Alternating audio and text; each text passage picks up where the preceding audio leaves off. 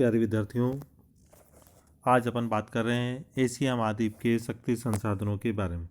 Asia महाद्वीप के जो शक्ति संसाधन है उसमें सबसे प्रमुख स्थान आता है कोयले का। कोयले का इसलिए आता है क्योंकि एशिया महाद्वीप में कोयला की उपलब्धता है, लेकिन कोयले की उपलब्धता को हम यदि देशों के अनुसार देखें तो कुछ देश ऐसे हैं जहाँ कोयला बिल्कुल ही नहीं मिलता, कुछ देश ऐसे हैं जहाँ कोयला लगभग नगण्य मात्रा में मिलते हैं, और कुछ ऐसे देश भी हैं जहाँ कोयला पर्याप्त मात्रा में मिलता है। तो कोयले की दृष्टि से देखें तो एशिया महाद्वीप में काफ़ी विविधता मिलती है, लेकिन विकास का आधार कोयला ही है। सृष्टि के प्रारंभ में भी जब विकास प्रारंभ हुआ था उस समय कोयले के कारण ही औद्योगिक गतिविधियां प्रारंभ हुई थी, और कोयले के कारण ही अन्य प्रकार के विकास प्रारंभ हुए थे। आज भी कोयले के कारण विकास की दिशा में अनेक देश आगे बढ़ रहे हैं। कोयले के मुख्य रूप से 4 प्रकार उत्पन्न होते हैं। सबसे पहले सबसे बेस्ट जो कोयला होता है वो एंथ्रेसाइट होता है। उससे कम कार्बन की मात्रा वाला कोयला बिटुमिनस होता है। ये दोनों ही जो कोकिंग कोयला है उसको बनाने के काम में आता है। इसके अलावा लिग्नाइट भी मिलता है, पीट भी मिलता है। लिग्नाइट और पीट में कार्बन की मात्रा कम होने के कारण ये अधिक धुआं देते हैं, अतः लौह इस्पात उद्योग में इनका उपयोग कम होता है। कोयले की दृष्टि से हम देखें तो एशिया में चीन में कोयले का उत्पादन और भंडार दोनों ही अधिक पर्याप्त मात्रा में, अच्छी मात्रा में। इस चीन में हम देखें तो चीन में हम देखते हैं कि मंचूरिया, जेचुआन, शांसी सेंसी नंबर 1 ये जो क्षेत्र है नंबर 1 ये जेचुआन, उसके बाद में शांसी सेंसी और मंचूरियन, ये जो एरिया है ये पूरा का पूरा पूर्वी चीन का हिस्सा। इस पूर्वी चीन के हिस्से में कोयला पर्याप्त मात्रा में पाया जाता है या कोयले के पर्याप्त भंडार है। इसके अलावा भारत जी भी ऐसा क्षेत्र है जहाँ कोयला हमें पर्याप्त मात्रा में मिलता है। भारत में जो उद्योग है उन उद्योगों का आधार ही कोयला है। तो ये कुछ क्षेत्र थे जिसमें ये मुख्य रूप से कोयला पाया जाता था। यदि हम सुरक्षित भंडारों की दृष्टि से बात करें तो भी चीन का सर्वोच्च स्थान आता है। सुरक्षित भंडार भी चीन में पर्याप्त मात्रा में है, लेकिन दूसरे नंबर का जो देश है वो है भारत। भारत में भी कोयला उत्पादन भी अधिक मात्रा में होता है और भंडार भी पर्याप्त मात्रा में है, लेकिन भारत अधिकांश कोयला जो विकसित देश हैं उनको निर्यात कर दिया जाता है। इस कारण भविष्य की दृष्टि से ये एक चिंता का विषय है। तो भारत में भी कोयला अच्छी मात्रा में मिलता है। इसके अलावा दूसरे देशों में हम देखें तो कोरिया है, जो कि चीन के बिल्कुल पूर्वी भाग में जापान के पास में स्थित है। उत्तरी कोरिया की अलोंग खाड़ी के तटीय क्षेत्रों में और दक्षिण कोरिया में दक्षिण पूर्वी क्षेत्रों में भी कोयला मिलता है। इसके अलावा अपन पूर्व की बात करें तो जापान में भी कोयले का पर्याप्त भंडार पाया जाता है। ये तो कोयले के क्षेत्र थे जो कि शक्ति संसाधनों के परंपरागत साधन के अंतर्गत आता है। इसके अलावा कोयले के दूसरे भी शक्ति संसाधनों के दूसरे साधन हैं, उनमें नंबर 1 है पेट्रोल। पेट्रोल वर्तमान अर्थव्यवस्था का आधार केंद्र हो गया है और शक्ति में भी प्रमुख हो गया है।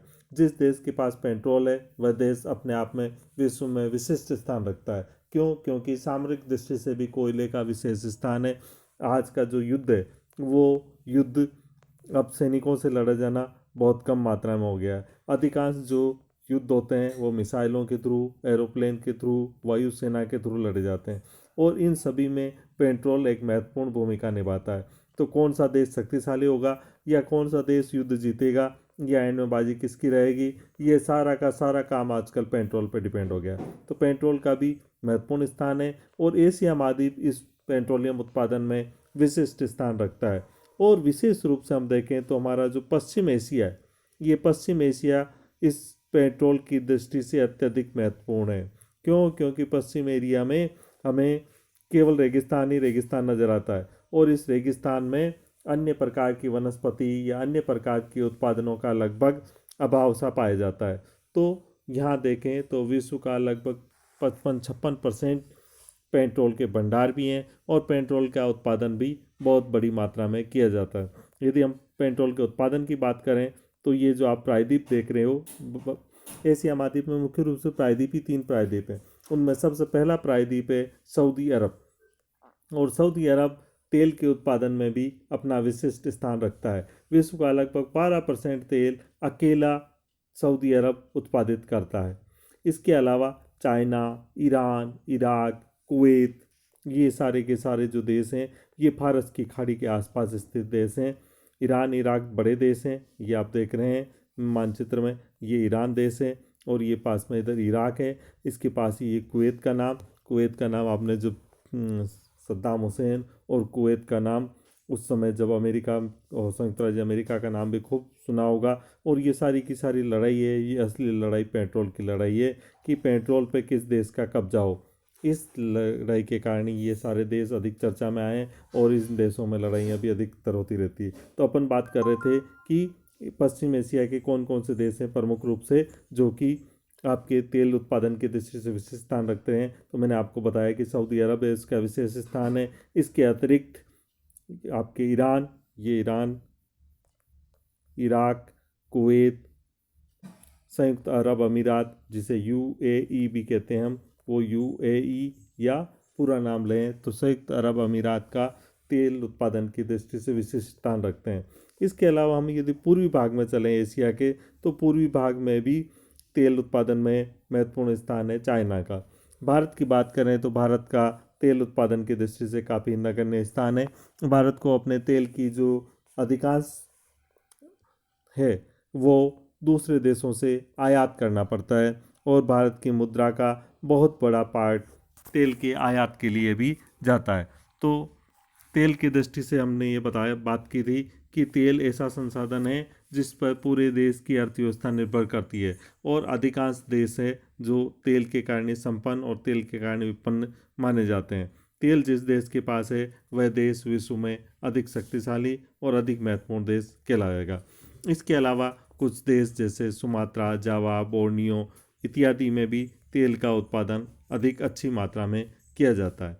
भारत एवं चीन पेट्रोलियम के उत्पादन में अभी तो मात्रा कम है लेकिन निरंतर इस मात्रा में वृद्धि हो रही है। भारत में विशेष रूप से गोदावरी और जो पश्चिम में थार के मरुस्थल में तेल के उत्पादन की संभावनाएं बढ़ी है, उससे हमारी उम्मीदें और बढ़ी है कि भारत में जो अपनी तेल की खपत है उसकी जो अधिकांश मात्रा अभी आयात करके पूर्ण की जाती है और भारत की राजनीति है उसमें भी तेल बहुत महत्वपूर्ण स्थान रखता है। भारत किस देश से अपने संबंध अच्छे रखेगा या किस देश से संबंध अच्छे रखनी उसकी मजबूरी है, ये सारा काम उस पर डिपेंड करता है कि भारत को पेट्रोल की आवश्यकता कितनी है। भारत को ईरान से तेल मंगाना है या भारत को अमेरिका से तेल मंगाना है या भारत को दूसरे जो दक्षिण अमेरिकी देश हैं या इंडोनेशिया या कौन से देश हैं जिनसे तेल का आयात करना है। ये सारा का सारा खेल भारत की राजनीति पे भी डिपेंड करता है। भारत के विदेशी संबंधों को भी ये पेट्रोल प्रभावित करता है। तो पेट्रोल ऐसा क्षेत्र है जिसमें हर तरीके से हर प्रकार से हमारी वर्तमान व्यवस्था को प्रभावित कर रहा है और इसमें सबसे प्रमुख है पश्चिम एशिया। पश्चिम एशिया में ये जो आप लाइनिंग से कुछ चीज़ें देख रहे हैं, ये लाइनिंग बनी हुई है इधर से यहाँ से लेके यूँ, ये सारी की सारी तेल की पाइपलाइन है।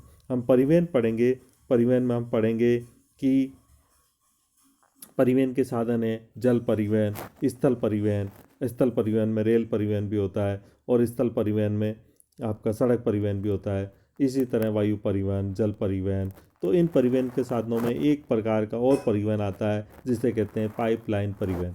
और इस पाइपलाइन परिवहन के द्वारा भी बहुत सारी चीज़ें एक स्थान से दूसरे स्थान पर पहुंचती है। जैसे हम और आप लोगों के घरों में नल आते हैं और ये जो नल है वो भी किसके द्वारा आते हैं, पाइपलाइन के द्वारा आता है। पानी कहीं रहता है और वो हमारे घर तक पहुंचता है, टंकियों तक पहुंचता है।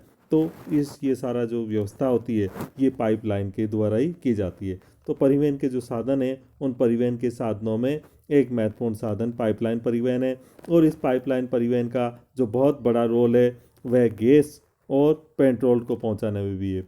आपके बहुत जल्द ऐसी व्यवस्थाएं सेट हो जाएगी जिसमें आपके घर है उस घर तक आपके गैस पहुंचेगी और आपका जैसे बिजली का कनेक्शन है, जैसे आपके टेलीफोन का कनेक्शन है, ठीक उसी तरह आपके गैस का कनेक्शन रहेगा और उस पाइपलाइन के द्वारा गैस आपके घर तक पहुंचेगी और आप उसका उपयोग करेंगे। जितनी गैस की मात्रा का उपयोग किया आपने उतना आपको पेमेंट करना रहेगा।